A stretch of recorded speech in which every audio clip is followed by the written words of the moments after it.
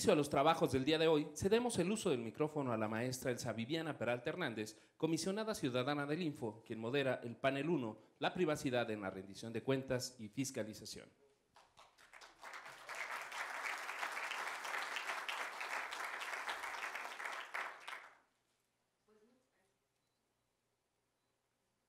Pues muchas gracias, no me gusta quemar mi imagen tanto, ¿verdad? Pero a veces las circunstancias nos obligan. Muy buenos días a todos, me da mucho gusto tenerlos nuevamente aquí, a quienes han permanecido atentos a los trabajos de este foro, y dar la bienvenida a quienes se incorporan este día a estos trabajos para darle seguimiento. Muchas gracias por su interés, porque realmente estos espacios se hacen para eso, para que todos podamos adquirir algún conocimiento que no tengamos o ampliar el que tenemos respecto de estos temas, y su presencia es fundamental. Para ustedes son este tipo de espacios y por eso agradecemos de verdad que tengan ese interés de acompañarnos. Igual a quienes de manera remota por diferentes circunstancias también nos acompañan, pues les damos un saludo desde aquí y les agradecemos que den continuidad también a este seguimiento de este espacio que, reitero, pues se hace con la finalidad de compartir conocimiento para todos los que tengan interés en ello. Y bueno, también quisiera, a manera de disculpa, externarles la disculpa que ofrece tanto la doctora Norma Julieta del Río Venegas como el auditor superior. Hay circunstancias a veces por las cuales en un caso el tema tiene que ver con un llamado institucional, en el caso del auditor, y en el caso de la comisionada pues fue ahí un tema de clima, ¿no? El clima no permitió que abordara su avión y no pudo llegar, y entonces pues ella, como en su momento fue coordinadora de la Comisión de Rendición de Cuentas, pues estaba incluida en este panel, junto con el auditor, que también fue coordinador de la rendición de cuentas, ambos del Sistema Nacional de Transparencia, que ahora yo coordino, ¿verdad? Es una muy buena herencia y unos zapatos muy grandes, por cierto, pero bueno, entonces ambos les mandan una gran disculpa, porque pues las circunstancias a veces son así, pero en ello pues también ganamos, porque tenemos ahora una invitada de lujo, bueno, dos invitadas de lujo, que primero agradecemos a Carmen Quijano de Canini. Ella es miembro del Comité Jurídico de la Asociación Mexicana de Internet y coordinadora de la Comisión de Transparencia y Protección de Datos de la Barra Mexicana. Si se han dado cuenta, hemos procurado tener la visión también del litigante, del académico, del investigador en estos temas en foros diferentes a gobierno. Entonces, en esta ocasión nos acompaña en la mesa Carmen, para quien pido un fuerte aplauso.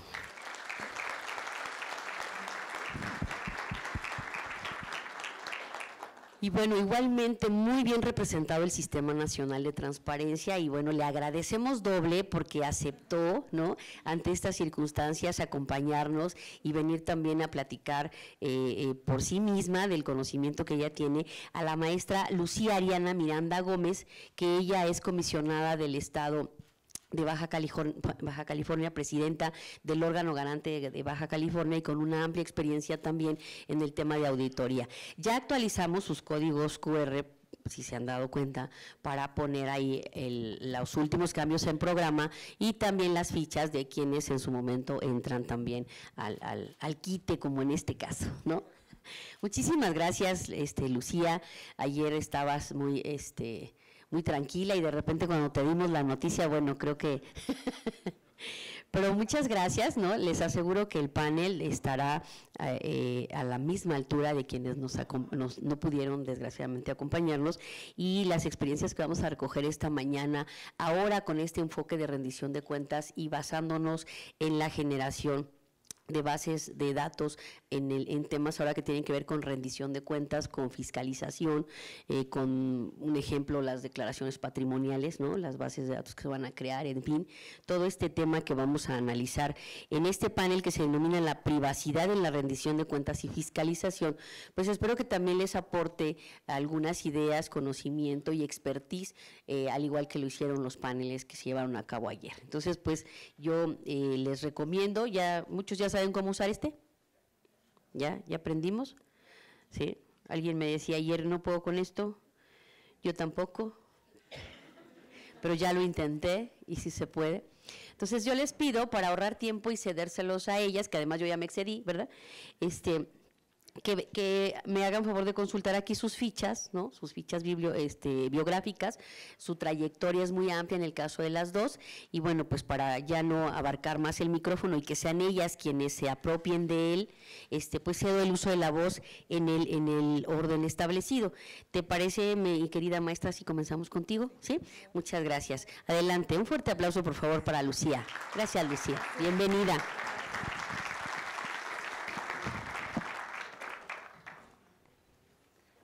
Muy buenos días a todos. Primeramente quisiera agradecer a todos ustedes por su presencia, a su vez también al presidente del Info Ciudad de México, a Julio César Bonilla Gutiérrez por la invitación, y muy especial a la comisionada, ahora sí que la encargada de este magno evento, a la comisionada Viviana Peralta Hernández. Gracias por permitirme estar en este momento participando en este foro internacional. Para entrar de lleno al tema que nos ocupa el día de hoy con respecto a la privacidad en la rendición de cuentas y la fiscalización, me permito hacer un enfoque conforme al origen del concepto de la privacidad. Se puede definir a este concepto desde la perspectiva antropológica, sociológica o jurídica, y no obstante también en los términos generales se considera como un elemento esencial para la dignidad humana, ya que es el derecho que tiene todo el individuo a separar aspectos de su vida privada al escrutinio público. Con respecto a esto, es importante manifestar que este concepto en el ámbito internacional también tiene la importancia dentro de la Convención Americana de Derechos Humanos en su artículo 11, que hace referencia a que toda persona tiene derecho respecto a su honra y al reconocimiento de su dignidad. Así también que con respecto a esto, nadie puede ser objeto de injerencias arbitrarias o abusivas en su vida privada, en la de su familia o a su vez también por su honra, la reputación o todo aquello que tenga injerencias arbitrarias sobre su familia. De acuerdo a este orden geopolítico, y tomando en consideración los datos de la Organización Nacional de las Naciones Unidas en la región latinoamericana, está conformada por 21 países que en dichas naciones solo el 57% cuentan con normas especiales para la protección de datos personales y el 33% de las leyes son indirectas, es decir, que no están centradas directamente hacia la protección de los datos personales. Y en conclusión, el 10% de estas no cuentan con un marco normativo especial o directo sobre la protección de los datos personales. Para el caso que nos ocupa, estando el día de hoy aquí en la Ciudad de México, en nuestro país, el derecho a la protección de los datos personales está consagrado dentro de los artículos 6, 16 y 73 de la Constitución Política de los Estados Unidos Mexicanos. Cabe destacar que la reforma al artículo 6, para integrar un apartado específico sobre la protección de los datos personales, es sobre los derechos ARCO, que establece sobre el acceso, la rectificación, la oposición y cancelación de los mismos. En el 2010 se aprobó esta Ley Federal de Protección de Datos Personales en posesión de los particulares. Hasta el 2017 fue creada la Ley General de Protección de Datos Personales en posesión de los sujetos obligados. Ambas normas actualmente son aplicables a todas las personas físicas o morales del sector privado, sector público, tanto a nivel federal como estatal, que conllevan el tratamiento de los datos personales en el ejercicio de sus actividades diarias. De la Ley General se derivaron a su vez 32 normas que cada una contempla las obligaciones en las entidades federativas con respecto a la protección de los datos personales. Para el caso de Baja California, esta norma fue promulgada el pasado agosto del año 2018. Por lo tanto, a partir de fue incorporada la protección directamente dentro de la entidad, por lo tanto, se hace una homologación a la ley federal. Cabe destacar que el derecho a la privacidad y la protección de los datos personales, así como el derecho al acceso a la información pública, no son dos concepciones contrapuestas o que persiguen finalidades diferentes, sino que son de la naturaleza complementaria y en algunos aspectos se necesita de una delimitación precisa que implique un balance, una estimación de valores y que se busque preservar a su vez, es decir, el concepto para poder determinar cuál de estas está por encima del otro. Dentro de estos antecedentes a nivel internacional, así como del ámbito nacional, podemos establecer que dentro de la fiscalización se protege la privacidad de los datos personales. En el artículo 74 y 79 de la Constitución Política de los Estados Unidos Mexicanos, faculta de manera exclusiva a la Cámara de Diputados, a través de la Auditoría Superior de la Federación, para que ésta a nivel federal pueda fiscalizar el destino de los recursos aprobados una vez en el gasto público que ha sido ejercido. A su vez, esta misma ley, que la misma fue publicada en la reforma por abrogación de la anterior, que fue publicada en el 2009, la actual, que fue aprobada en el 2016, establece que con ello se vincula a la aplicación de la ley del Sistema Nacional Anticorrupción.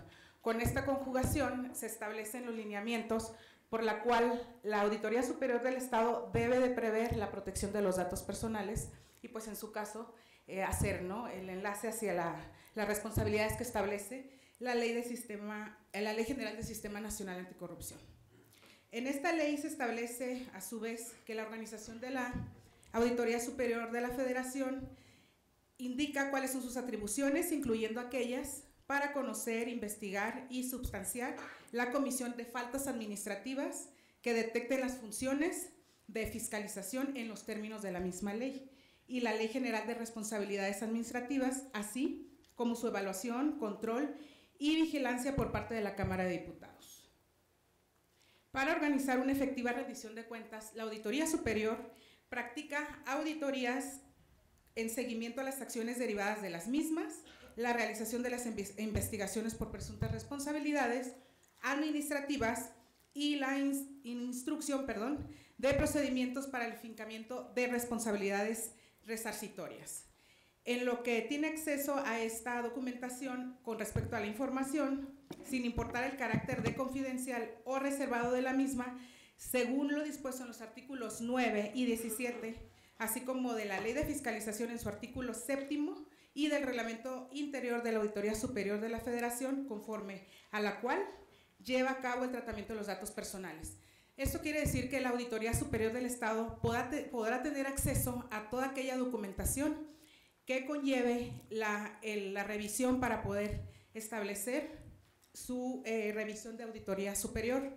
Por lo tanto, deberá prever la protección de los datos personales que a su vez conlleve toda esta información. De acuerdo al artículo 9, se establece que los entes públicos facilitarán los auxilios que requiera la Auditoría Superior de la Federación. Para el ejercicio de sus funciones, los servidores públicos, así como cualquier entidad, persona física o moral, pública o privada, fideicomiso, mandato o fondo o cualquier figura jurídica que reciban o ejerzan recursos públicos, ya sea federales, participaciones federales, deberán proporcionar toda la información y documentación que solicite la Auditoría Superior de la Federación a efectos de realizar las auditorías o investigaciones correspondientes en la ley y en la materia.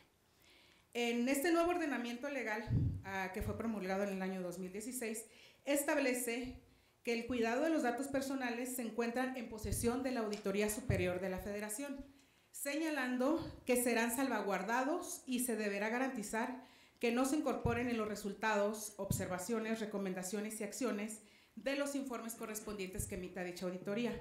Esta información y los datos de carácter reservado o confidencial, por lo tanto, serán confidenciales y será conservada toda esta documentación bajo el trabajo que se realiza dentro de la auditoría, que releva a su vez a la autoridad competente en los términos de las disposiciones legales. Por lo tanto, todas las dependencias que establezcan este enlace de información hacia la Auditoría Superior están también enlazando toda la responsabilidad de la protección de los datos personales, por lo cual será la encargada de establecer esta reserva hasta en tanto, a su vez, se emitan todos esos resultados con las determinaciones en cuanto a las documentaciones de publicaciones en versiones públicas.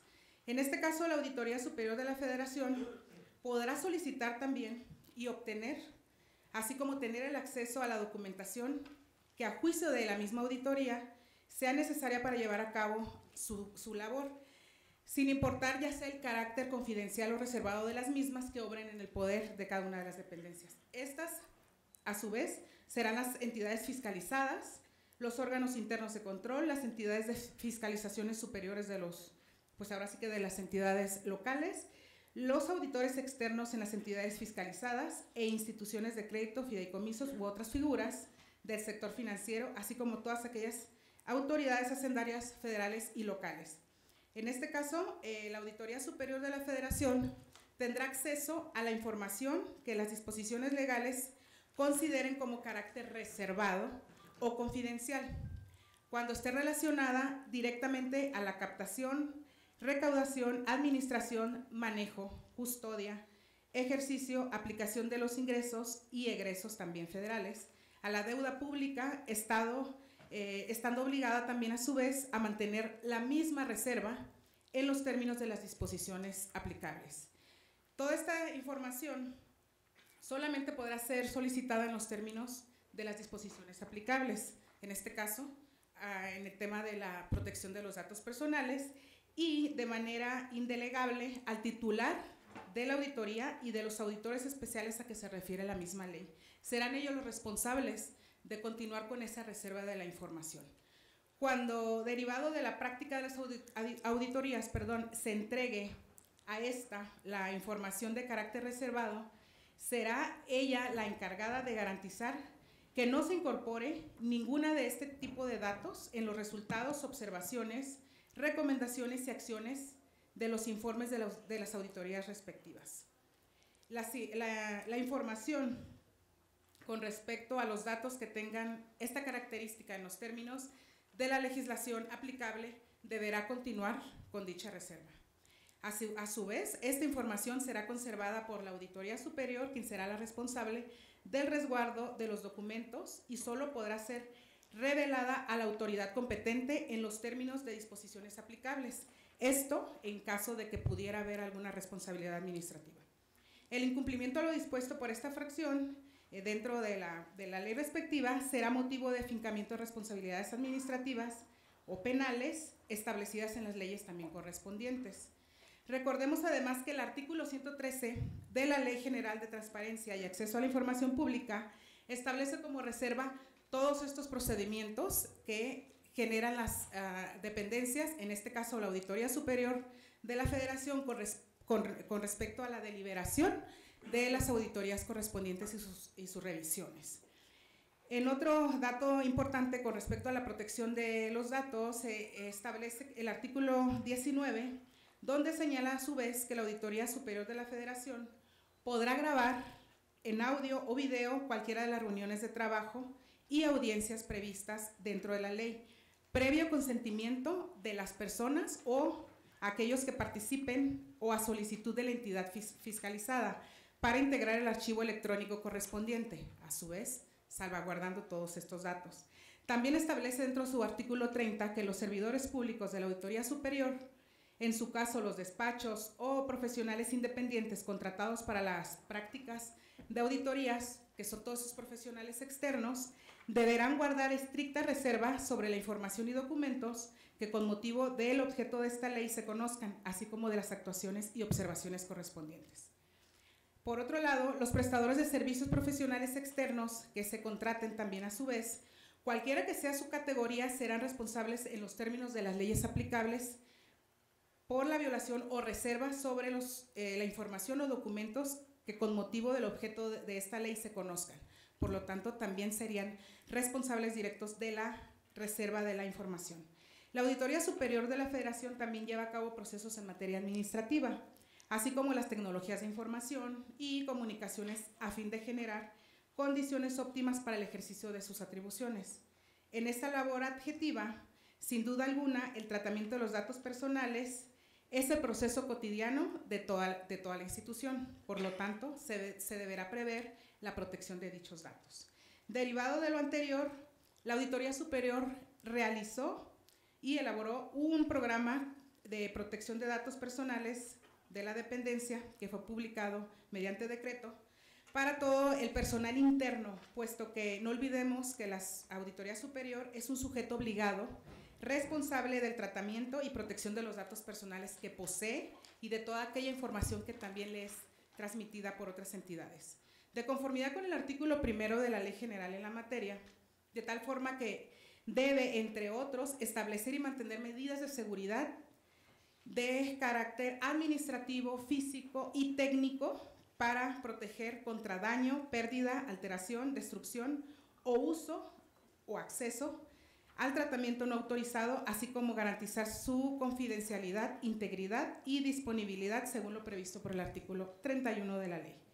Para llevar a cabo todo este proceso de fiscalización, los entes públicos requieren que estos transfieran la información a la Auditoría Superior de la Federación a fin de que ésta cuente con todos los elementos necesarios para proceder a su revisión. El artículo 65 de la Ley General de Protección de Datos Personales establece esta transferencia de documentación sobre la protección de esos datos personales, ya sea a nivel nacional e internacional. Se debe de ejecutar un protocolo que se encuentre sujeto al consentimiento del titular. Sin embargo, también deberá tratarse la información financiera en la cual obran todos estos contratistas, proveedores de servicios, trabajos de planta, eventuales que establecen a su vez que conllevan estos datos sensibles, cuyas a su vez esta auditoría deberá erogar en su caso todos aquellos resultados que conlleven la protección de estos datos. Cabe destacar que el artículo 70 de dicha ley establece que el responsable podrá realizar la transferencia de los datos personales sin necesidad de requerir el consentimiento del titular cuando esta transferencia así sea prevista por la ley. Por lo tanto, hay ciertas características que permiten una transferencia de datos cuidadosos, pero siempre que con ello conlleve que ya se encuentran dentro del proceso de reserva. La transferencia de datos personales entre responsables puede llevarse a cabo siempre y cuando los datos personales se utilicen para el ejercicio de facultades propias, compatibles o análogas con la finalidad o motivo del tratamiento de los datos personales. Eso a su vez, o como ejemplo, se puede establecer cuando la Auditoría Superior de la Federación remite toda esta documentación a la Cámara de Diputados. Tomando como base del marco jurídico mexicano, los datos personales que sean proporcionados a la auditoría deberán de atender las siguientes recomendaciones. Su tratamiento deberá de tener un propósito legítimo, su recolección tendrá que haber sido por medios justos y legales, su tratamiento deberá de estar sujeto a confidencialidad, de acuerdo con el artículo 42 de la Ley General de Protección de Datos Personales en posesión de los sujetos obligados. El responsable tendrá la obligación de establecer los controles para que todas las personas que intervengan en cualquier fase de este tratamiento de datos personales guarden esta confidencialidad, aún después de finalizar la relación entre el responsable y el titular de los datos. Con base a lo anterior, se puede afirmar que los datos personales sujetos a fiscalización no deberán divulgarse, ni ponerse a disposición de terceros, ni emplearse para otros propósitos que no sean aquellos de los cuales se obtuvieron, excepto con el consentimiento o conocimiento de la persona en cuestión o cuando sea determinado así por la ley, como en el caso que antecede. En esta tesitura nace la pregunta de cuáles serían las consecuencias ante un mal tratamiento de datos personales por parte de una entidad fiscalizadora. La inobservancia de la protección de la vida privada contenida en los archivos que forman parte de todo este proceso de fiscalización pueden derivar de consecuencias que afecten a la esfera privada del involucrado. En este caso, las consecuencias jurídicas pudieran resaltar que se dejaría en estado de indefensión a las personas, situación en que se coloca a quien se impide o se limita indebidamente la defensa en su derecho al procedimiento administrativo o judicial, anulando o restringiendo total o parcialmente sus oportunidades de defensa. Por otro lado, el principio también de presunción de inocencia, en el cual, en este derecho constitucional que implica que toda persona contra la que se ha dirigido un proceso, ya sea imputado, procesado o acusado, debe debe ser tenido como inocente hasta que no se compruebe lo contrario mediante sentencia firme.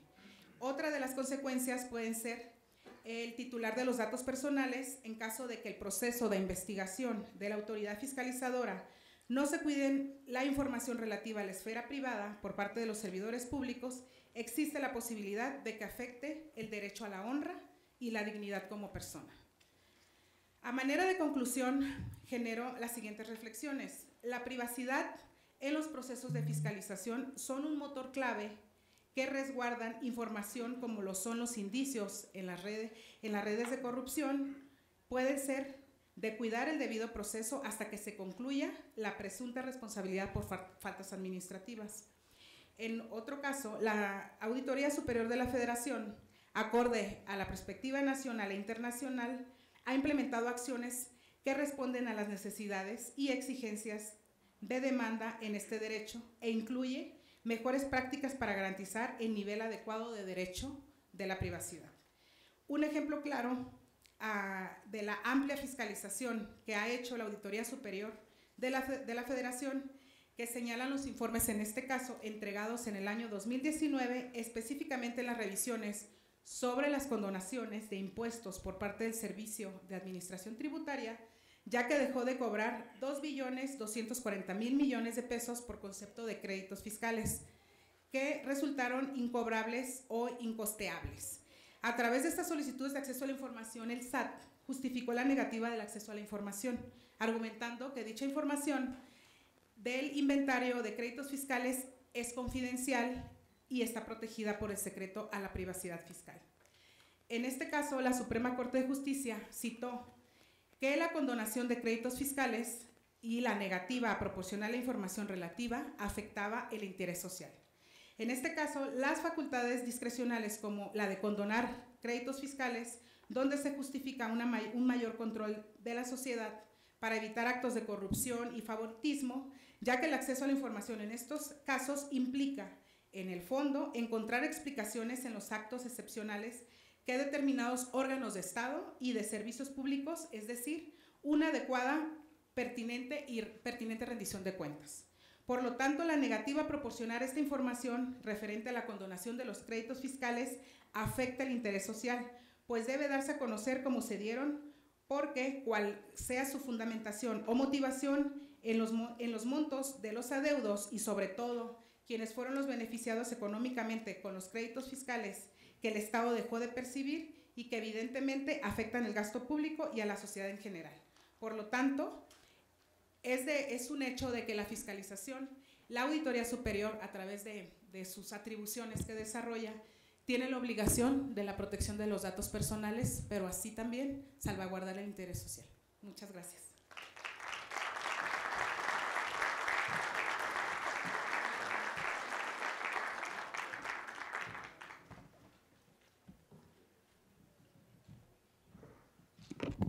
Pues muchas gracias, comisionada. Nos dejaste aquí una gran cantidad de reflexiones.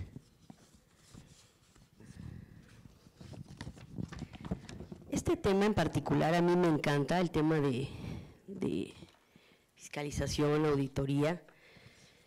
Yo estuve hace algunos años como contralor y la verdad es que gracias a esa actividad pudimos conocer el tema de transparencia, y una de las cosas que le facilita a los órganos de control, a las auditorías, el poder llevar a cabo sus actividades de fiscalización y revisión, es precisamente eso, contar con información en los portales y demás. Nos dimos cuenta en algún momento, el grupo de contralores en la Ciudad de México, un grupo de trabajo que se armó muy interesante,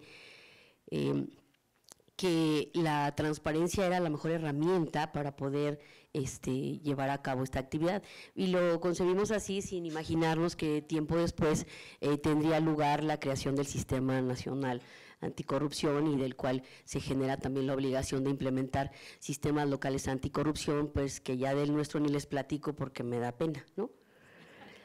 Pero bueno, dicho sea de paso, ¿no? Y a propósito del tema.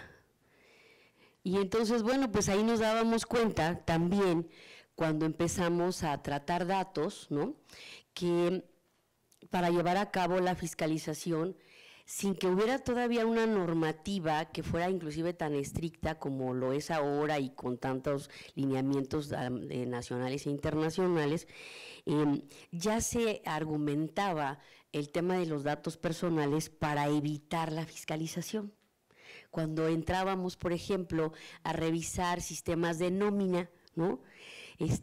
Pues había información muy particular relacionada con ciertas actividades, por ejemplo, inclusive para el seguimiento patrimonial, ¿no?, de los servidores públicos, pues luego el argumento fue confidencialidad, ¿no? Y decíamos, no, a ver, perdón, pero somos un órgano fiscalizador y sí me tengo que enterar cuando presumo una conducta en ese cruce irregular, entonces sí tengo que entrar a revisar. Y lo mismo cuando revisábamos temas de obra pública o de adquisiciones, había que entrar a revisar a las empresas, a los particulares que se contrataban, porque inclusive las contralorías teníamos la facultad de sancionarlas cuando había alguna circunstancia. Bueno, creo que a la fecha se tiene esa facultad, ¿verdad?, de sancionar a los proveedores, ¿no?, cuando se suscita algún tema. Entonces, no se nos permitía revisar la información de las empresas o de los particulares que se contrataban bajo cualquier supuesto con temas bajo el argumento de temas de confidencialidad, ¿no? Con el tiempo se ha ido trabajando mucho todo esto y bueno, ahora creo que tenemos un piso transversal que nos permite entender la función de cada uno de estos, el papel y en este enfoque, el papel que desarrolla, o que desempeña, y en este enfoque sistémico entender que sí se tiene que compartir siempre la información con las autoridades fiscalizadoras, ¿sí? Siempre se tiene que abrir este tema, no hay respecto de las autoridades fiscalizadoras ningún tema de confidencialidad, ¿no?, por parte de ningún ente que sea sujeto de fiscalización bajo las facultades que tienen todos estos órganos, ¿no? Y efectivamente, como bien lo dijiste, el responsable de cuidar esa información, pues obviamente es el órgano fiscalizador. Si en ese ínter se llega a filtrar algo, pues será el órgano fiscalizador el que responda por no haber protegido adecuadamente la información que le fue transferida. Pero el argumento de confidencialidad jamás se debe volver a hacer valer respecto de las contralorías, las fiscalías. Creo que ya, ¿por aquí hay auditores? A ver, alcen la mano. Ya no pasa, ¿o sí? No, ¿verdad? Ya tenemos como que más abierto la mentalidad al respecto. Pero a mí sí me tocó, había ese candado muy interesante, ¿no? Entonces, partiendo de esta idea de que se comparte con otras autoridades todo tipo de información, obviamente, les decía, pues son las que deben resguardar estos datos. Y aquí se suscitan una serie también de ejemplos que mencionó atinadamente Lucy, donde pues un tema es el resguardo en auditorías, ¿no? Ahí yo no le veo tanto problema, fíjate, porque pues en auditoría, todo lo que tiene que ver con auditorías es público, ¿sí? Salvo los datos personales que pueda contener. Entonces ahí estamos hablando de versiones públicas. Y en el caso de auditorías, pues yo creo que no pasa nada, ¿no? Ok, hasta ahí vamos bien, ¿no? Creo que esa parte ya la salvamos. Pero si entramos a las bases de datos que se generan, hay una que causa y ha causado muchos problemas y que, bueno, también ahí se están resolviendo, son las que tienen que ver con las declaraciones patrimoniales, ¿sí? Todavía teníamos hasta hace poco un debate, salvo que apenas la semana, no sé si la semana pasada, ya se aprobaron los formatos al amparo de los cuales, y una serie de normatividad emitida por las autoridades respectivas para llevar a cabo todo este tema, ¿no? Entonces, bueno, ya creo que nos va a quedar claro el formato, al amparo del cual creo que todos vamos a tener que declarar, que eso está bien, ¿no? Porque también cada quien hacía su formato y cada quien hacía a su libre arbitrio la declaración estableciendo que ciertos datos eran confidenciales o no, ¿no? Entonces, la verdad había mucho problema.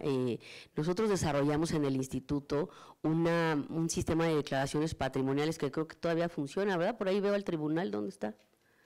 Sí, ¿verdad? Todavía es el que tienen, o sea, no estaba tan gacho, ¿verdad? Gracias. Basados en el que tenía el SAT, ¿no?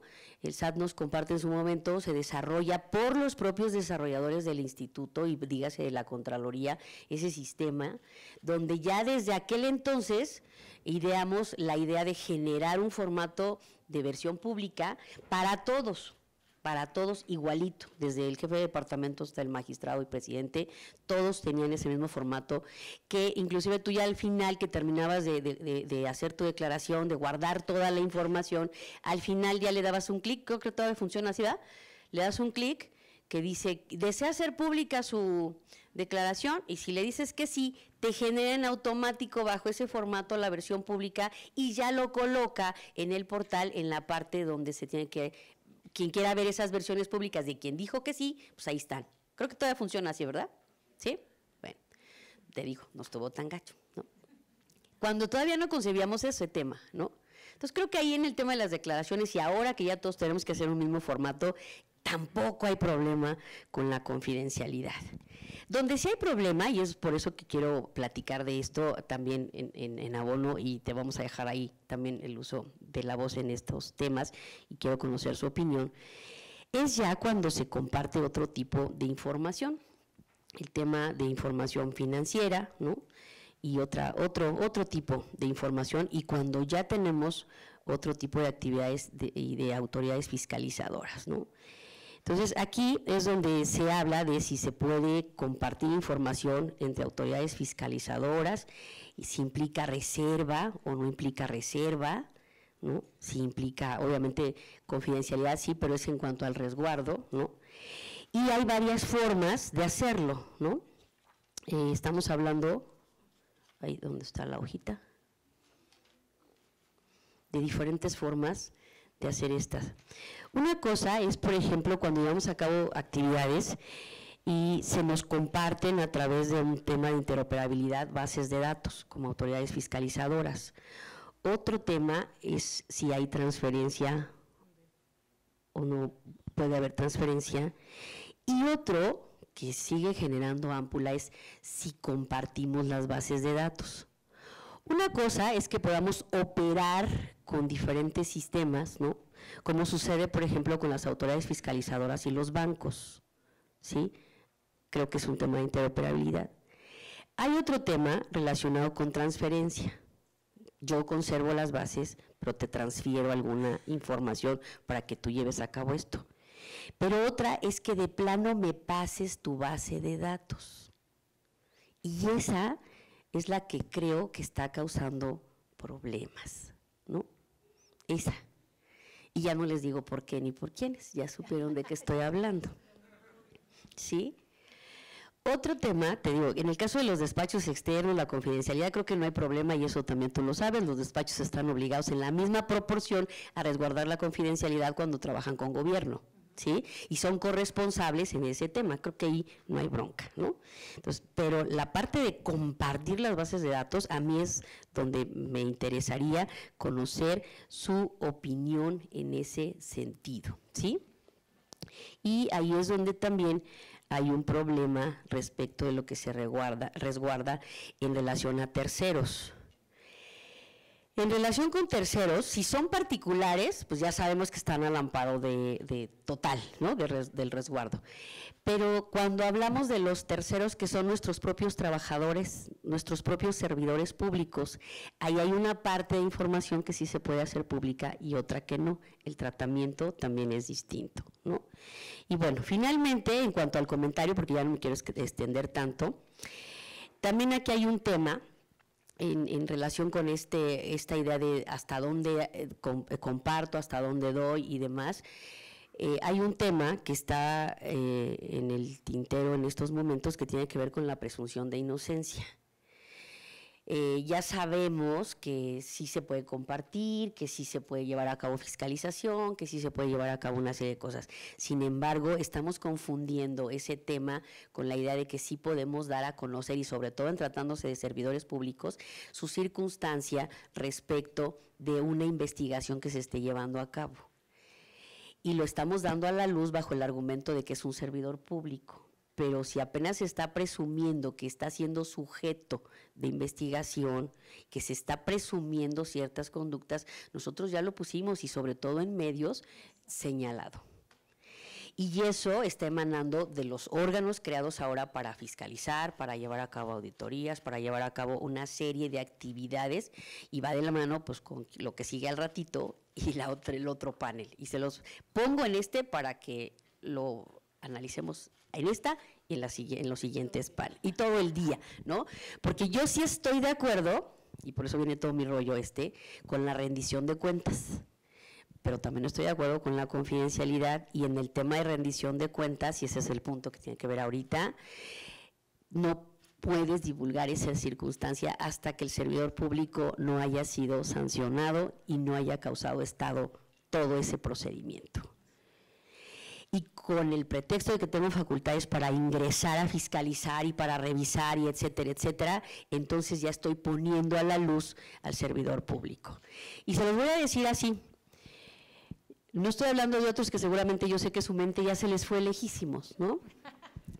Estoy hablando de mí. Acaba de salir una nota hace 2 semanas, creo, o hace 3, donde dice la nota que estoy siendo sujeto de auditoría por una cuestión de viáticos. Y se me imputan responsabilidades. Yo ni he sido notificada de nada. Ni siquiera de que hay una auditoría, ¿no? O sea, en ese tema no me han pedido ni siquiera un informe, ¿sí? Pero eso sí, ya salió a la luz ese tema. Aguas con eso. ¿Puedo demandar? ¿Sí, verdad? Gracias.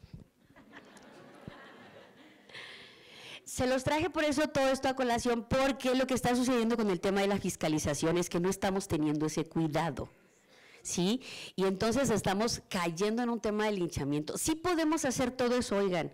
Ya lo dijo muy bien ella, todos los fiscalizadores, contralorías y demás, sí podemos pedir toda la información y todas las autoridades están obligadas a dárnosla, sí, pero ojo, que esa información no se filtre y menos que se filtre en medios para linchar a las personas.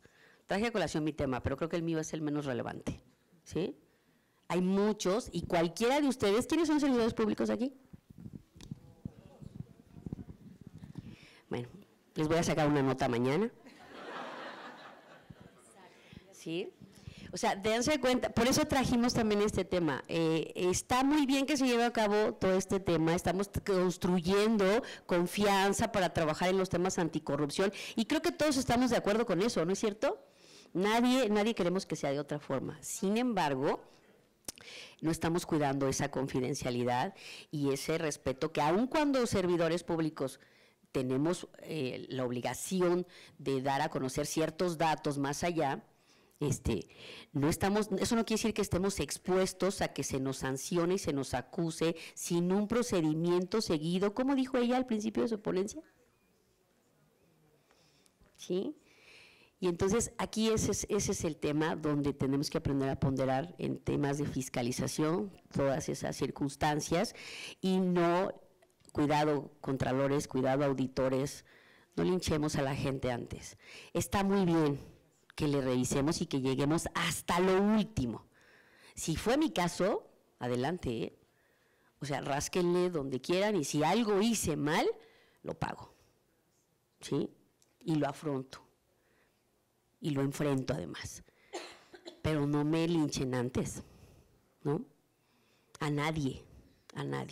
No olvidemos que aparte de un tema de confidencialidad que es importantísimo y que por eso estamos aquí hablando de esto, hay un tema de presunción de inocencia, de privacidad. Alguien habló aquí de la imagen, ¿no? Y de todo esto.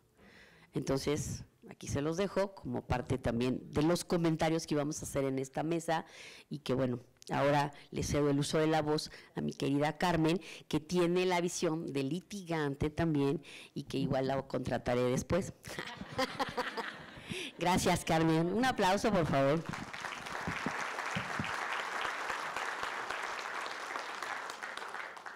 Bueno, gracias. ¿Sí se escucha? Sí. Gracias por la invitación, gracias a todos por su presencia. Me da gusto escuchar todo lo que escuché de Lucía, de la comisionada, a quien agradezco profundamente que nos invite a los abogados y a los académicos y a los practicantes a platicar con ustedes las autoridades, porque mucho de lo que tenía yo preparado tiene todo que ver con lo que dijo Lucía y todo lo que ver con lo que está comentando la comisionada. Entonces, me voy a permitir hacer algunas apreciaciones que seguramente serán importantes, porque todas estas reglas, principios que son a veces complejos y que no sabemos aplicar en algunos casos, tienen su razón de ser o su objetivo en el derecho, y más que en el derecho, en los valores fundamentales. Y cuando perdemos de vista esos valores fundamentales es cuando se vuelve complicado aplicar la norma o interpretarla. Pero si siempre tenemos como de muletilla por qué están ahí esas normas, vamos a poder aplicarlas.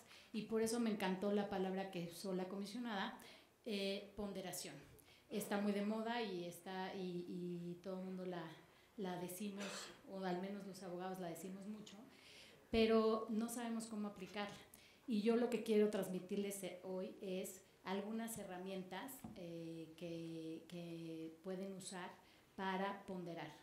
Y la ponderación hoy en día en la era digital no solo le corresponde a la autoridad, nos corresponde a cada uno de los ciudadanos mexicanos y del mundo, puesto que en el Internet ya cada momento, cada decisión que hagamos respecto de la información de otra persona tiene consecuencias muy importantes, como lo decía Lucía, y entonces ya no le toca nada más a la autoridad, ya sea el Poder Judicial o a cualquier autoridad administrativa, ponderar, sino que cada individuo en el uso de la información tiene que ponderar, porque su decisión puede afectar de forma contundente a la persona. ¿Por qué? Porque en el Internet, a partir del nacimiento del Internet, todas las actividades humanas se potencian.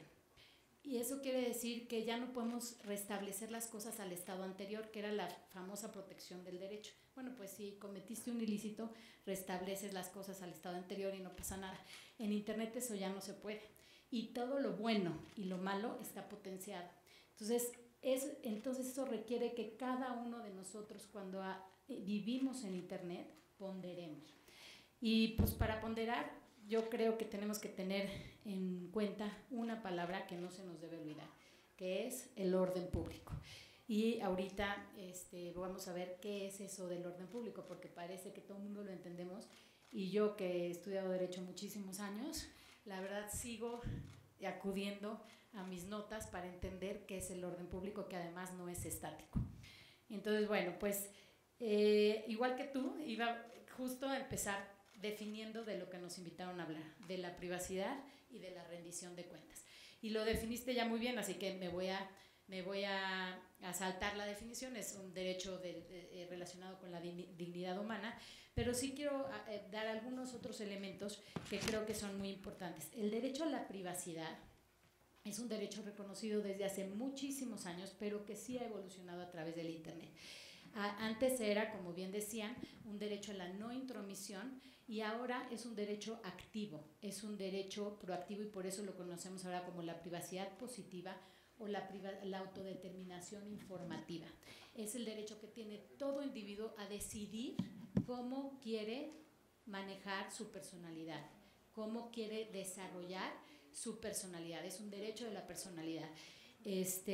Antes que no existía el Internet, pues sí era el derecho a tener un lugar reservado para mis potencialidades, para mi familia, para mis posesiones, para mis papeles, pero ahora con el Internet, en donde vivo con la información, que es el valor fundamental del ciberespacio en todos lados, esa privacidad cambió para ser la privacidad activa, que es mi capacidad de control. Yo individuo, tengo la capacidad de decidir qué se sabe sobre mí, cómo se usa esa información y qué perfil de mi identidad quiero que la gente conozca. Esa es la diferencia, que ahorita la privacidad ya es la privacidad positiva. Y otro punto importante que hay que mencionar es que es un derecho que es irrenunciable, pero es autodelimitable, es decir, corresponde al individuo decidir el grado de protección que desea. Por eso él tiene el control, por eso el principio del consentimiento. Uno de los, como bien decía Lucía, está en el 16 constitucional, el derecho a la protección de datos, que no es lo mismo al derecho a la privacidad. El derecho a la privacidad es el género, el derecho a la protección de datos es la especie. El derecho a la privacidad no está expresamente contemplado en nuestra Constitución. Sin embargo, la Corte ha dicho que está implícito en el 16, que dice que nadie puede ser molestado en su persona, familia, posesiones, comunicaciones, etcétera, salvo con un mandato de autoridad competente, fundado y motivado. Sí está implícito ahí. Sin embargo, lo que sí está expreso es el derecho a la protección de datos, que es un derecho autónomo. Pero la gran diferencia entre los dos es que el derecho a la protección de datos únicamente se puede ejercer ante personas o entidades que usan la información para fines de divulgación y para especulación comercial, más no para el ámbito doméstico. Entonces, la ley de protección de datos no se puede aplicar entre pares. En cambio, la privacidad sí. La privacidad en general la tienen que respetar los pares, aunque no sea con fines de divulgación que usan la información, siempre tienen que tener en cuenta que el otro tiene el control sobre cómo quiere manejar su información para poder desarrollar su personalidad. Y entonces lo que a mí me encanta de la nueva ley o bueno, no es que sea nueva, pero es de las más recientes, de la Ley Federal de Protección de Datos en posesión de los sujetos obligados, es que esta ley sí ya reconoce el derecho a la privacidad como tal, no nada más el derecho a la protección de datos. Y dice que el Estado garantizará la privacidad de los individuos y deberá velar porque terceras personas no incurran en conductas que puedan afectarla arbitrariamente. Entonces, las autoridades tienen la obligación de velar porque terceras personas no violen la privacidad de los ciudadanos. Y tiene otro gran acierto, que ojalá así lo tuviera la Constitución, y es que reconoce que los tratados internacionales son fuente de derecho en materia de privacidad cuando sean en beneficio de ese derecho fundamental, el principio pro persona. Entonces, el artículo 8 dice expresamente que las resoluciones de los órganos internacionales especializados son fuente de derecho en la aplicación e interpretación de la ley si estos favorecen el derecho a la privacidad y a la protección de datos. Bueno, eso es en cuanto al concepto de privacidad. Ahora vamos al concepto de rendición de cuentas. Y es bien importante para que después podamos entender cómo se hace esa ponderación que resuelve los problemas que decía la comisionada. ¿Qué es la rendición de cuentas? Pues la rendición de cuentas es la obligación del Estado de informar y explicar sobre sus actuaciones y sobre el uso de los fondos públicos. Como sabemos, todo deber le corresponde una obligación, es la bilateralidad de las normas jurídicas, a toda obligación corresponde un derecho y a todo derecho corresponde una obligación. Pues, ¿cuál es el derecho que es correlativo del deber de la rendición de cuentas? El acceso a la información. Es un derecho que tiene un doble carácter, un derecho en sí mismo, el derecho de los ciudadanos a conocer, pero es el derecho también que nos sirve de instrumento para ejercer otros derechos. O sea, si yo no tengo información, va a haber casos en los que no pueda ejercer otros derechos. Por eso este derecho al acceso a la información es esencial. Y hay dos principios que son fundamentales en este derecho al acceso a la información, el de la transparencia y el de la máxima divulgación. Conforme a estos principios se presume que toda información pública es accesible y está sujeta solamente a un sistema restringido de excepciones. Ya desde la Declaración de los Derechos del Hombre y el Ciudadano en 1789 se afirmaba en el artículo 15, imagínense desde 1789, que la sociedad tiene derecho a pedir cuentas de su gestión a todo agente público. Y así lo establece nuestra Ley General de Transparencia y las leyes derivadas de esta o que se acoplaron a esta. Ahora, ¿qué pasa cuando el derecho a saber y el derecho de los individuos a que no se sepa entran en conflicto? El artículo 22 de la Ley de Protección de Datos en posesión de los sujetos obligados dice que el Estado solo puede tratar datos personales con el consentimiento de su titular, salvo en casos de excepción. Volvemos a lo mismo, el control está en el ciudadano porque es el derecho a la privacidad, salvo casos de excepción. Entonces, salvo ciertas excepciones de seguridad nacional y orden público, la información personal que tienen las autoridades no puede ser usada para fines distintos a los que fue proporcionada. También la Ley General de Transparencia, en su artículo 68, establece que los sujetos obligados no podrán difundir, distribuir o comercializar los datos personales contenidos en los sistemas de información desarrollados en el ejercicio de sus funciones, salvo que haya consentimiento expreso. Asimismo, esa ley considera que los datos personales son información confidencial y establece que solo en ciertos casos se puede transmitir esa información.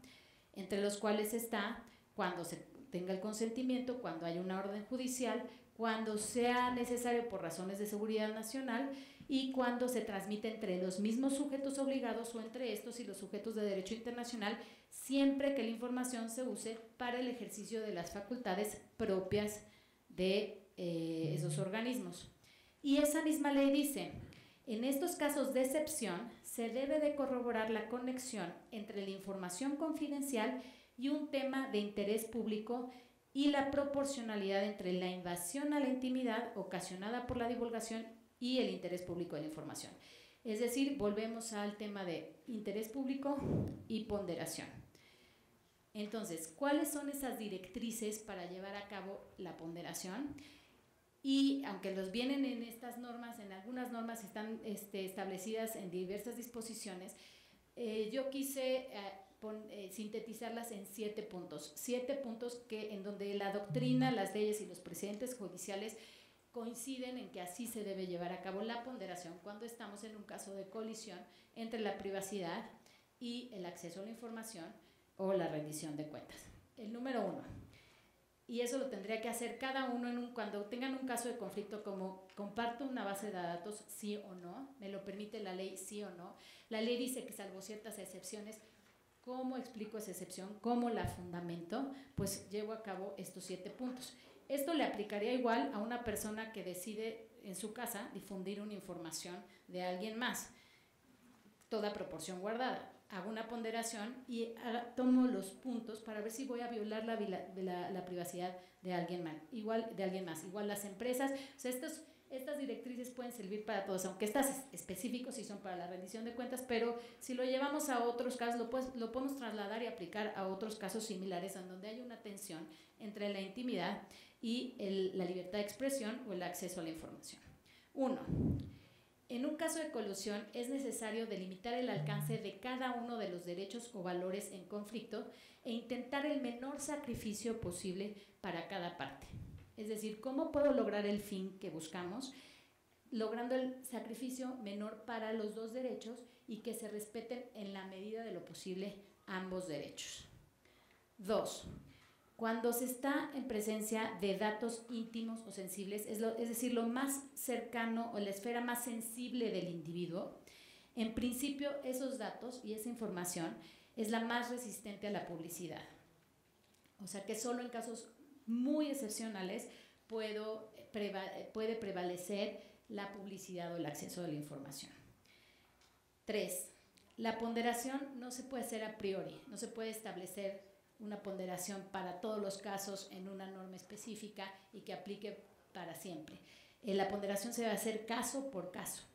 Es necesario hacer un test de proporcionalidad con un acercamiento casuístico preguntándonos qué tipo de daño se provocaría en la práctica con la comunicación. Un acercamiento casuístico en el que hay que analizar qué tipo de daño se provocaría y el interés concreto de la publicidad. Se debe evaluar la importancia para la transparencia y el tipo de información solicitada. En cuanto más reveladora sea la información sobre el modo de administrar el bien común, mayor debe ser el interés en proporcionarla. 4. Se debe atender al sujeto que pide la información y a la finalidad de la solicitud. Cuando la información tenga conexión directa con la inspección del ejercicio de la autoridad, debe prevalecer en principio el derecho a la publicidad sobre el derecho a la privacidad. También tienen que analizarse los daños que se pudieran causar al titular de los datos. 5. En virtud de que se trata de valores, bienes y derechos constitucionales, ha de intentarse la maximización de ambos.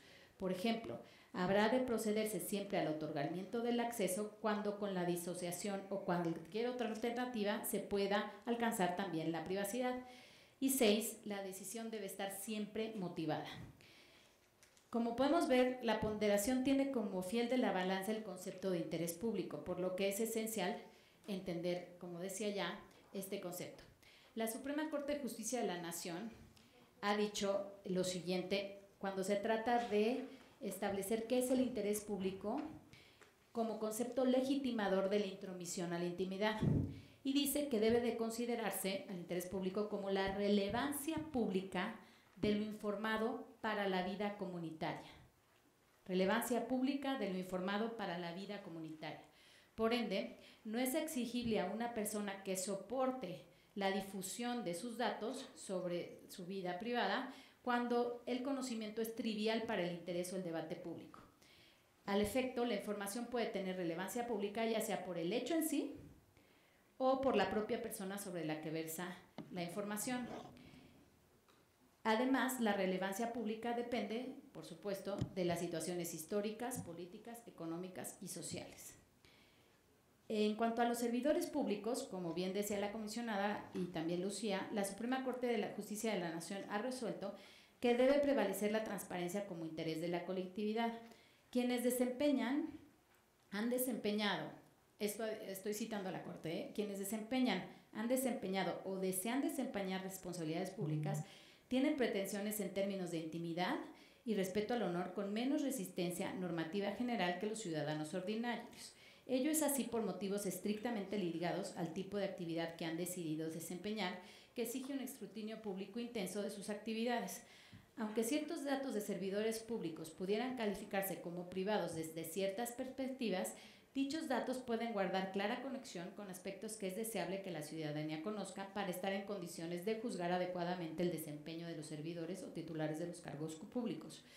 Como ha subrayado la Corte Interamericana de Derechos Humanos, el umbral de protección de un funcionario público debe permitir el más amplio control ciudadano sobre el ejercicio de sus funciones, porque se expone voluntariamente al escrutinio de la sociedad al asumir ciertas responsabilidades profesionales, ya que su condición le permite tener mayor influencia social y acceder con facilidad a los medios de comunicación para dar explicaciones o reaccionar ante los hechos que involucren.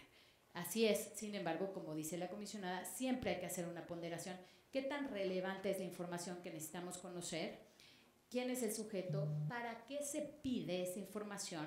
Y aquí, cuidado, porque la prensa tiene muchísimas otras obligaciones, mucho más estrictas, y le corresponde la misma directrices de ponderación, pero además tienen sus propios lineamientos de ética periodística, y es importantísimo seguir los procedimientos establecidos en la ley para poder dar a conocer información que está haciendo proceso de investigación. Y otra vez, aquí en un proceso de ponderación no solo estará involucrado el derecho a la privacidad y el derecho a la transparencia, sino también la presunción de inocencia y otros valores. Por eso la ponderación siempre es caso por caso, porque ahorita estamos hablando de dos derechos fundamentales en juego, pero podría haber otros involucrados también, otros valores, y todos deben de analizarse y tratar de maximizar o cumplir todos ellos y lograr el fin sin que se violen los demás. O sea, deben de estar en equilibrio y no contrapuestos. No siempre tiene que prevalecer uno en contra del otro, sino que de lo que se trata es que ambos estén en equilibrio.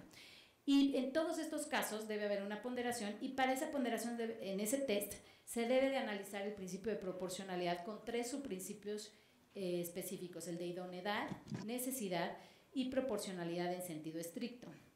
Es decir, si la medida que estoy tomando, o sea, si la decisión de publicar y qué publicar es idónea, si es necesaria y si es proporcional para el fin. Esto es bien importante porque es muy común que las autoridades, yo he visto casos de autoridades muy importantes que al aplicar el test simplemente en su fundamentación y motivación dicen es necesaria, por ejemplo, en términos de seguridad, cuando está en juego la privacidad con la seguridad de las personas, pues los lineamientos para la cooperación de seguridad son necesarios para proteger a la persona. Y son idóneos, pues sí, porque sin esa información no puedo proteger a la persona. Y es proporcional, pues sí, porque me da la información para proteger a la persona. Y parece broma, pero sí, o sea, su fundamentación en una hoja es así.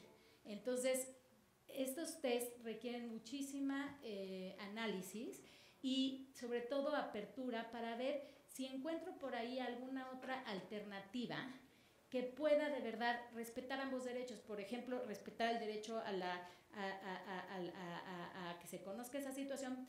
Tal vez puedo dar a conocer parte de la situación, no el nombre, no En fin, tenemos que ser creativos en ese sentido y ver cómo puedo. Esa es la parte de la idoneidad, es decir, bueno, ¿cómo puedo hacer para que sí se cumpla con el fin de relevancia pública, pero que también se proteja la privacidad? Bueno, pues no tengo que dar la información a todos, no en tanto tiempo, en fin, buscar alternativas, y esa es la obligación de la autoridad, armonizar los derechos para que se maximicen todos a la vez. Y bueno, finalmente quisiera recordar que en estos temas el Sistema Nacional de Transparencia tiene dos herramientas muy importantes, que son los esquemas de mejores prácticas establecidos en la Ley de Protección de Datos en posesión de los sujetos obligados, es decir, las autoridades, así como en el sector privado existe la autorregulación y los esquemas de autorregulación vinculante, para el sector público existe los esquemas de mejores prácticas. Y aquí la verdad, quisiera hacer una invitación para que no fuera letra muerta. O sea, el Sistema Nacional de Transparencia tiene esa obligación con todos los ciudadanos de que no nos suceda lo mismo que nos sucedió en el sector privado. En el sector privado llevamos casi 10 años con la ley y solo el 0.0008% hasta el último estudio que supe tiene un esquema de autorregulación vinculante, y era una herramienta prometedora. Entonces, aquí una invitación para que el Sistema Nacional de Transparencia y todas las autoridades acudan a esos esquemas para velar por los datos personales de los individuos y que se haga una realidad. También tienen la posibilidad de hacer un criterio sobre cuándo los datos personales están siendo tratados de forma intensiva o relevante. En fin, tienen varias herramientas para que los datos personales sí puedan cumplir, para que la protección de los datos personales pueda cumplir con esa función de confianza y de control por parte de los individuos para desarrollar su propia personalidad. Pues muchas gracias y cualquier duda que esté.